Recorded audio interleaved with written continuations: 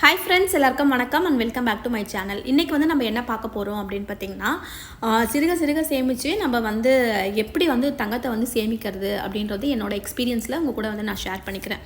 So இதெல்லாம் வந்து பார்த்திங்கன்னா அப்பப்போ வந்து பிளான் பண்ணி வாங்குறது தான், சரிங்களா? ஸோ இப்போ வந்து ஒரு கம்பல் எடுக்கிறேன் அப்படின்னா அடுத்தது எனக்கு என்ன தேவை இருக்குது. நான் வந்து மோதிரம் வந்து நிறைய வந்து போட மாட்டேன், சரிங்களா? ஸோ மோதிரம் வந்து பார்த்திங்கன்னா கையில் போட்டிருக்கிறது வந்து ஒரு 2-3 மோதிரம் தான் இருக்கும். அதுக்கப்புறமா வந்து வெளியே போகிறதுக்கான ஒரே ஒரு மோதிரம். ஸோ மொத்தமாக வந்து பார்த்திங்கன்னா என்கிட்ட ஒரு 5 மோதிரம் மட்டும் இருக்கும், சரிங்களா?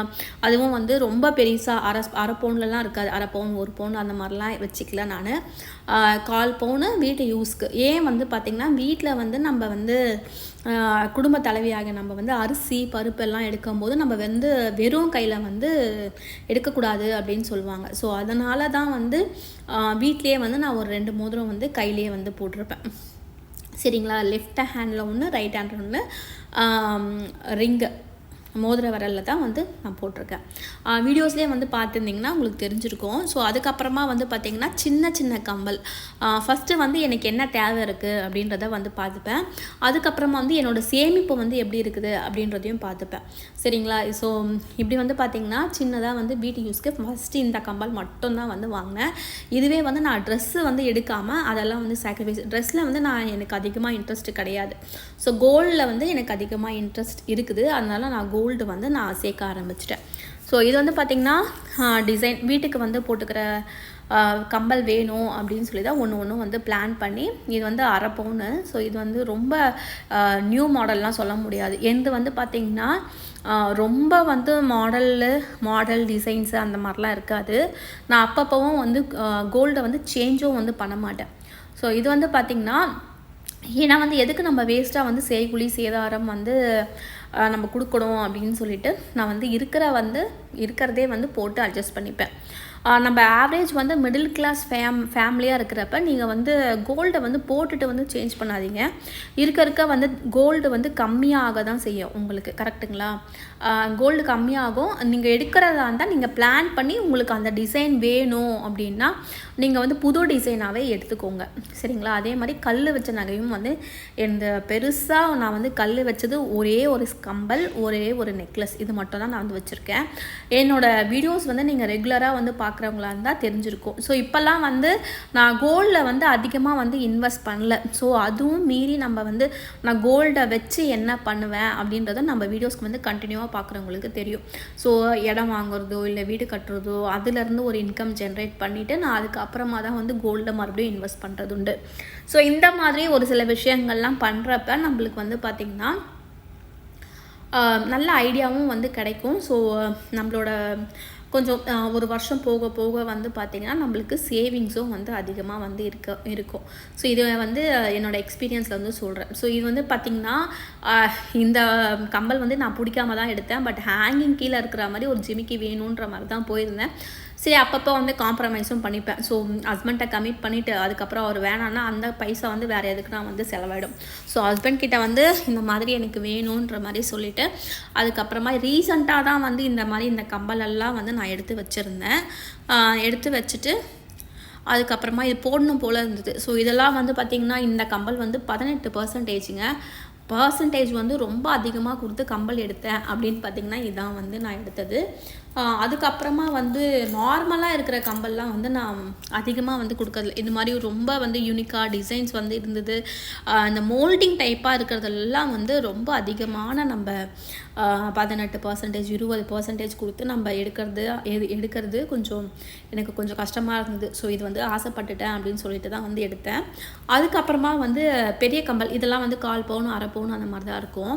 இது வந்து பார்த்திங்கன்னா ஹேங்கிங்கில் வேணும் அப்படின்னு சொல்லிட்டு ஒரு வாட்டி தனிஷ்கில் வந்து போய் எடுத்தோம். இதுவும் வந்து பார்த்திங்கன்னா ரொம்ப யூனிக்கான டிசைன் தான். இது வந்து கீழே வந்து அந்த பால் ஹேங்கிங் இருக்குது இல்லையா? ஸோ இது வந்து பார்த்திங்கன்னா அப்ராடில் தான் வந்து எடுத்தேன். அந்த மாதிரி வேணும்னு சொல்லிட்டு. ஸோ அங்கே இதுதான் இருந்தது.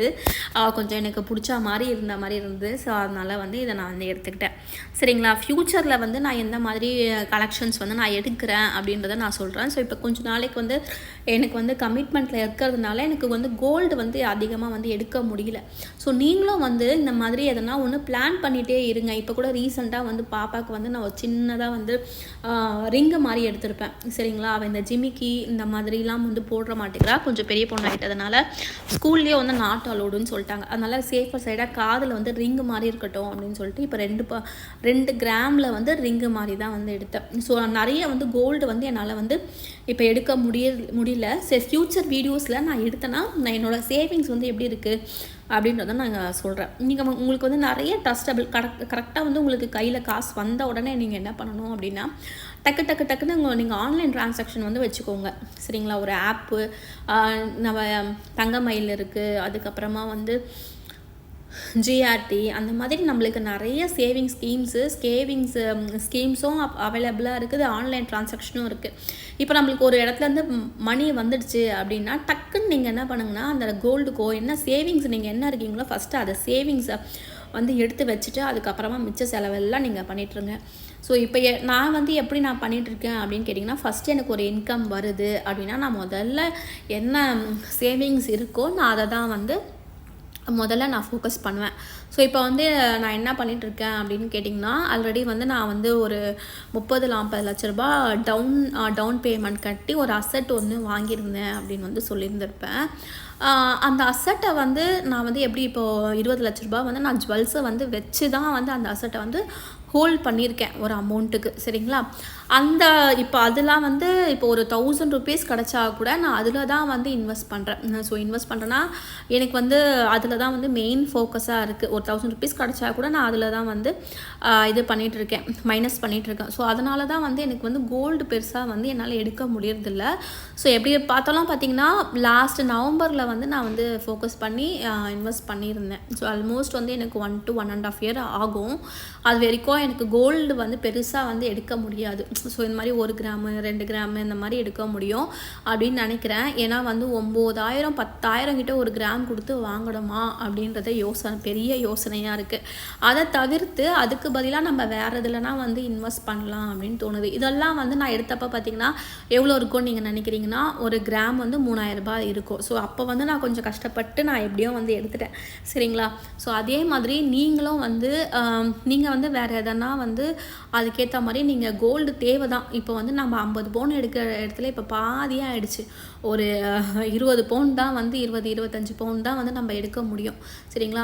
அதனால் வந்து அதுவே வந்து ரொம்ப கஷ்டம். ஒரு பவுனே வந்து நம்மளுக்கு கிட்டத்தட்ட ரொம்ப விலை விற்குது. எனக்கு வந்து ஒரு பவுன் எடுக்கணும், அதுக்கு செய்கூலி சேதாரம் எடுக்கணும்லாம் எனக்கு கொடுத்து எடுக்கணுன்ற எனக்கு இஷ்டமே இல்லை. சரி, இருக்கிறத போட்டாலே போதும் அப்படின்ற மாதிரி தான் இருக்குது இப்போதைக்கு இருக்கிற நிலமை. பட் வந்து உங்களுக்கு நெகட்டிவிட்டியாக நான் வந்து பண்ணல. ஆனால் பண்ணுறவங்க எடுக்கிறவங்க எடுத்துகிட்டு தான் இருக்கிறாங்க. கோல்டு ரேட் வந்து இன்க்ரீஸ் ஆகிட்டு தான் இருக்குது. நம்மளும் வந்து அதுக்கேற்ற மாதிரி கோல்டுக்குன்னு ஒரு சின்ன பிளான் வந்து வச்சு நீங்கள் பண்ணிங்கன்னா கரெக்டாக நீங்கள் வந்து அச்சீவ் பண்ண முடியும். அடுத்த வீடியோவில் மீட் பண்ணுறேன். பை.